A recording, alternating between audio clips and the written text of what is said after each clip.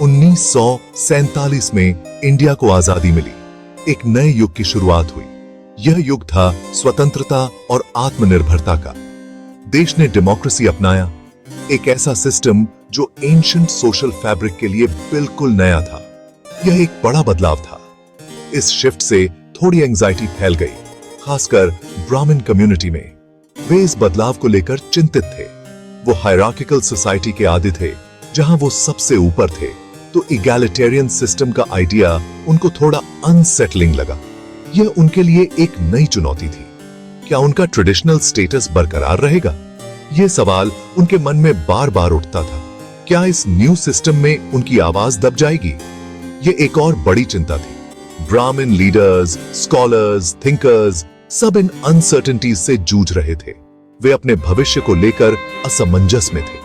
कुछ ने डेमोक्रेसी को सस्पिशन से देखा। उन्हें डर था कि कहीं उनका इन्फ्लुएंस और पावर कम न हो जाए। यह डर उनके मन में गहराई से बैठा था। लेकिन कुछ ने इसे अपॉर्चुनिटी के रूप में देखा। वे इसे एक नए अवसर के रूप में देख रहे थे। उन्होंने देखा कि डेमोक्रेसी चुनौतीपूर्ण होने के साथ साथ देश का फ्यूचर बनाने का एक प्लेटफॉर्म भी देता है। यह एक नई दिशा थी। ब्राह्मण कम्युनिटी के अंदर का यह डिबेट दिखाता है कि एक नेशन जो ट्रांजिशन में है, उसके मन में कितनी एंजाइटीज और एस्पिरेशंस होती हैं। यह एक जटिल प्रक्रिया थी। डेमोक्रेसी में आना सिर्फ पॉलिटिकल चेंज नहीं था, यह तो एक कल्चरल अर्थक्वेक था। यह एक गहरा सामाजिक परिवर्तन था। इसने ऐसे सोशल नॉर्म्स और पावर स्ट्रक्चर्स को चैलेंज किया जो सदियों से चले आ रहे थे।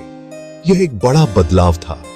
ब्राह्मण कम्युनिटी जो अपने प्रिविलेज पोजीशन का आदी था, अब उसे ऐसे माहौल में रहना था जहां उनकी आवाज बस एक आवाज थी, हजारों में से एक। यह उनके लिए एक नई स्थिति थी। अनसर्टेनिटी और एडेप्टेशन का यह समय बहुत क्रूशल था यह तय करने में कि इंडिपेंडेंट इंडिया में ब्राह्मण्स का क्या रोल होगा। यह एक महत्वपूर्ण समय था। एक प्रोमिनेंट ब्राह्मण लीडर बाल गंगाधर तिलक ने इंडिया के कल्चरल सिंबल्स का ट्रांसफॉर्मेटिव पोटेंशियल पहचाना। 1893 में उन्होंने गणेश फेस्टिवल को, जो तब तक घरों में मनाया जाता था, एक ग्रैंड पब्लिक स्पेक्टिकल बना दिया। यह स्ट्रेटेजिक मूव सिर्फ रिलीजियस फर्वर के लिए नहीं था, यह पॉलिटिकल मोबिलाइजेशन का एक मास्टर स्ट्रोक था। तिलक शेयर्ड ट्रेडिशंस की यूनिफाइंग पावर को समझते थे।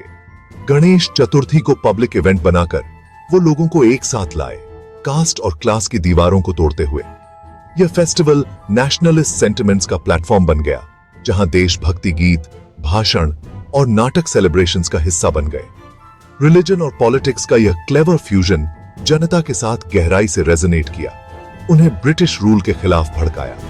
इसके अलावा तिलक का ब्राह्मण धर्म की बजाय हिंदू धर्म शब्द का इस्तेमाल भी काफी इंपॉर्टेंट था। यह रिलीजन के कास्ट सेंट्रिक व्यू से ज्यादा इंक्लूसिव हिंदू आइडेंटिटी की तरफ शिफ्ट दिखा है। इस मूव का उद्देश्य सभी हिंदुओं को एक कॉमन बैनर तले लाना था, जिससे कॉलोनियल रूल के खिलाफ नेशनल यूनिटी की भावना पैदा हो। तिलक का Ganesh festival resistance, cultural pride और उभरती हुई इंडियन नेशनल आइडेंटिटी का प्रतीक बन गया। ब्राह्मण्स की कहानी सिर्फ इंडियन सबकॉन्टिनेंट तक ही सीमित नहीं है। हिस्ट्री हमें माइग्रेशन और एडेप्टेशन की एक दिलचस्प दास्तान सुनाती है, जिसने उनके इन्फ्लुएंस को सिंधु नदी से बहुत आगे तक फैला दिया। एविडेंस से पता चलता है कि ब्राह्मण कम्युनिटीज पश्चिम की ओर निकल गए, दूर मेसोपोटामिया और यहां तक कि यूरेशिया तक पहुंच गए। इन माइग्रेशंस के कारण अभी भी रहस्य बने हुए हैं। कुछ स्कॉलर्स का मानना है कि वे ट्रेड और नॉलेज की खोज में निकले थे। दूसरों का सुझाव है कि पॉलिटिकल अपहीवल्स या नेचुरल डिजास्टर्स ने उन्हें ये यात्राएं करने पर मजबूर किया होगा। कारण जो भी हो, इन माइग्रेशन से एक दिलचस्प कल्चरल एक्सचेंज हुआ। खास तौर पर एस्ट्रोनॉमी, मैथमेटिक्स और फिलॉसफी में ब्राह्मणिकल ट्रेडिशंस को इन नई जमीनों पर अपना स्थान मिला।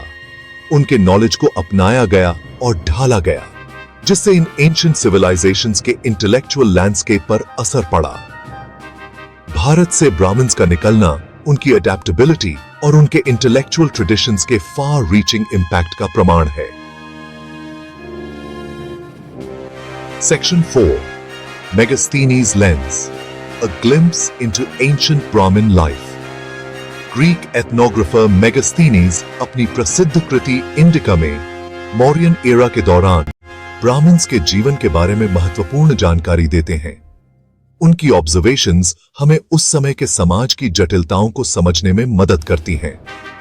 उनके ऑब्जर्वेशंस हालांकि कभी-कभी उनके अपने कल्चरल लेंस से प्रभावित होते हैं, लेकिन फिर भी हमें उनके सोशल स्टैंडिंग, रिचुअल्स और डेली रूटीन्स की एक दिलचस्प झलक देते हैं।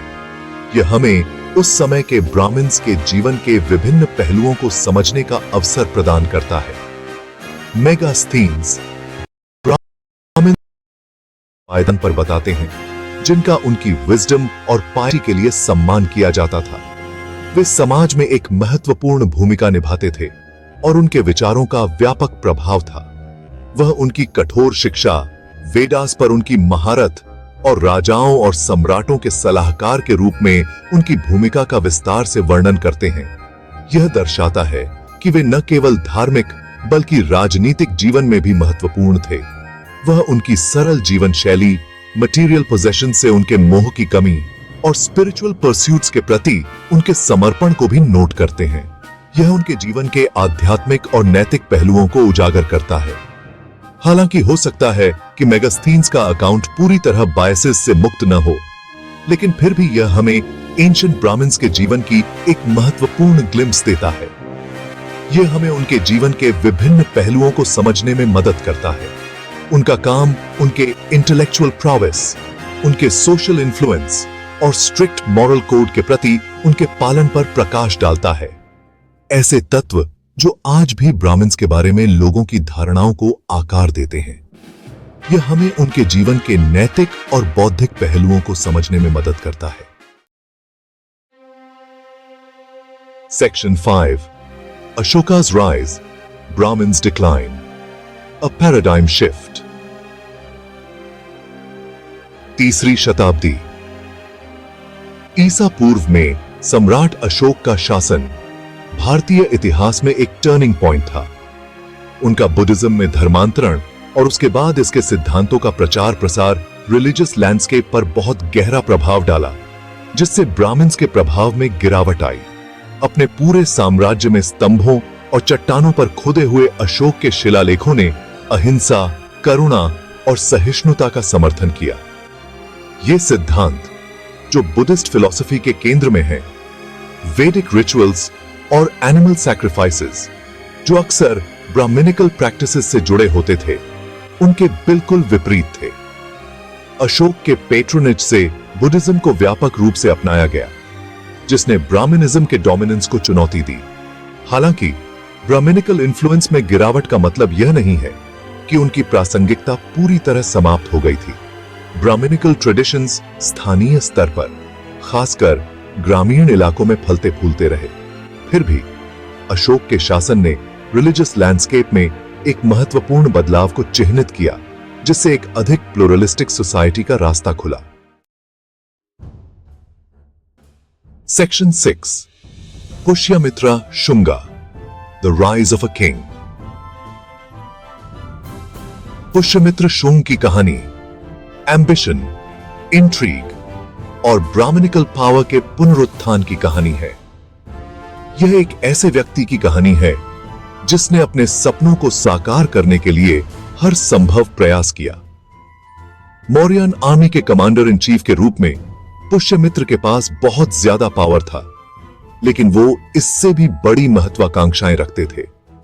उनकी महत्वाकांक्षाएं केवल सैन्य शक्ति तक सीमित नहीं थीं, बल्कि वे राजनीतिक सत्ता भी चाहते थे। उन्होंने एक चालाक कू की योजना बनाई। आखिरी मौर्यन सम्राट बृहद्रथ मौर्य की हत्या कर दी और खुद गद्दी हथिया ली। यह एक साहसिक कदम था जिसने पूरे साम्राज्य को हिलाकर रख दिया।